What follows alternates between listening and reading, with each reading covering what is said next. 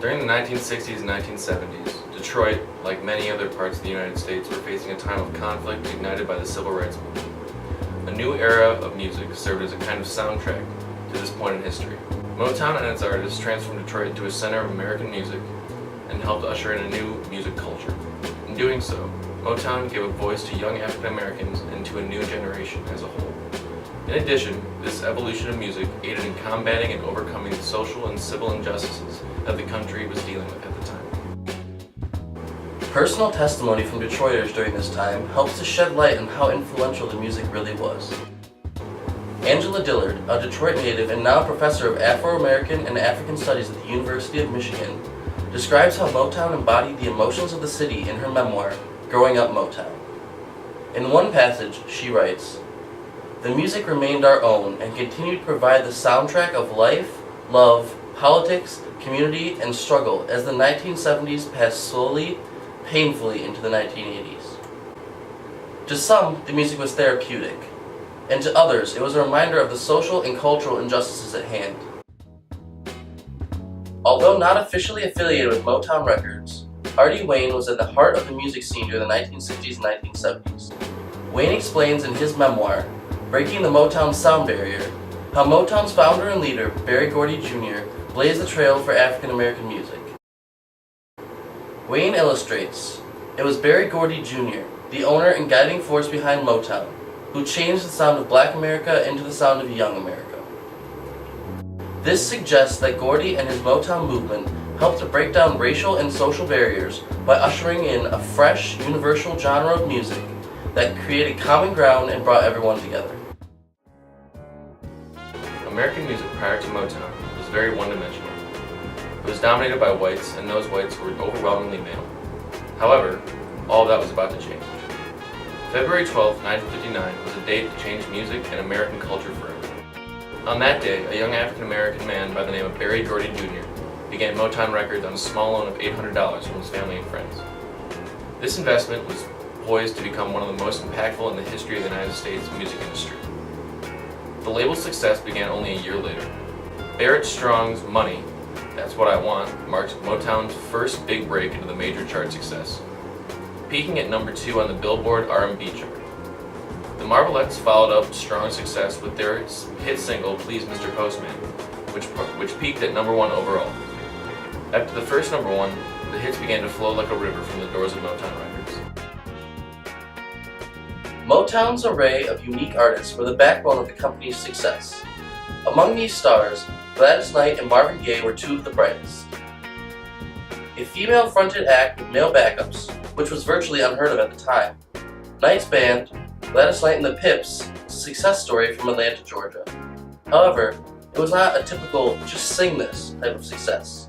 In a 1972 interview, Knight remarks that she and her band did most of their backup playing, vocals, and production by themselves. She was truly self-made. Gladys, when you're recording, what part does the producer play in the sound of Gladys Knight and the Pips? Well, he plays quite a big part because it can be very frustrating if the producer doesn't know how to produce you. We play quite a big part in production as far as Gladys Knight and the Pips are concerned, although we don't get credit for it. We make up our own backgrounds, mostly. I'll say 95% of them we do. And my brother, Merrill, is kind of a boost for me because he just ain't gonna let me get away with doing it halfway, you know. You collaborated, all of you as a group, on the hit, what was that? I Don't Want to Do Wrong? Right? Yeah. Was that the first time you'd ever written one of your own recordings? No, we had started writing way back in the late 50s, you know. And it's kind of funny, I get kind of upset about it. We come up with a lot of firsts, but people have told us, and I believe too, that we've been ahead of ourselves. An important proponent of Motown's space in America's music scene was the ability for its artists to sing about their own struggles and personal experiences. These struggles extended beyond the realm of personal issues and often waded into the ocean of political and cultural controversy. Marvin Gaye was known for incorporating social issues into his music. Perhaps one of his most famous politically loaded songs is What's Going On. The song was written in response to police brutality, the mistreatment of war protesters, and racial inequality in America. In a 1983 interview with Gay, he is asked about his time at Motown Records during the start of his career. He explains the dynamic of Motown as a family. He also expresses his admiration for Berry Gordy for being a man with so much success in a time and industry that was competitive, especially for an African American. I look upon the Motown days as one of the experiences in my life that I wouldn't give $1 million for. And I look upon the Motown days as unique experience and experience that I would pay probably $1 million to have again.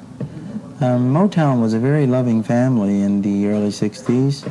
We were very close, very lovable, very loving. I feel that I am very happy having had the opportunity to start my career at Motown Records, and I don't think I'd have it any other way. I'm very proud of Berry Gordy Jr., who is a black man who has managed to survive in such a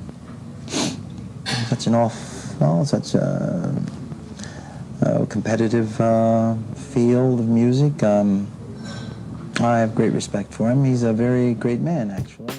In 1955, 4 years before the founding of Motown Records, the Billboard Top 10 saw no female or minority artists. In only a few short years, those same spots would be filled with African-American female and male groups and solo artists. The earlier notions that white people and African Americans had their separate music was no longer something that could be upheld by the charts. This lack of separation was noticeable in more than just the music scene, however. The first artist ever signed to Motown, Smokey Robinson, described this change best in an interview with the New Orleans Times. "I would come to the South in the early days of Motown, and the audiences would be segregated. Then they started to get the Motown music, and we would go back, and the audiences were integrated, and the kids were dancing together and holding hands. It was a wonderful thing to witness. In a time where racism was rampant, Motown music helped spark the change." Another thing that one can take away from the story of Motown is the image of black success in America. Berry Gordy, the driving force of Motown, was not a wealthy man by any means. He needed others' money to follow his dreams. What began as an $800 investment ended up being a $61 million return. The economic climate for African Americans in Detroit was never that stable. Housing was on the decline and jobs were hard to come by and even more difficult to hold. To have a young black entrepreneur start from the ground up and build an industry off the talent of himself and other African Americans, and to draw primarily from Detroit itself, was an example that anyone could do anything and a definite victory for black business in the United States. The story of Motown is the same as the story of Detroit in many ways. It is an example of Detroit being innovative, self-sufficient, and a torchbearer for trends that become staples across the country and globe. It also shows the longevity of the city as a whole. While Detroit may not be as big of a player in national and international affairs as it once was, its musical history is still one of the most easily recognizable in the world. Detroit is creative, hardworking, and not dead by any means, and neither is Motown. I know you wanna leave me, but I refuse to let you go. If I have to beg, plead for your sympathy, I don't mind, 'cause you mean that much to me.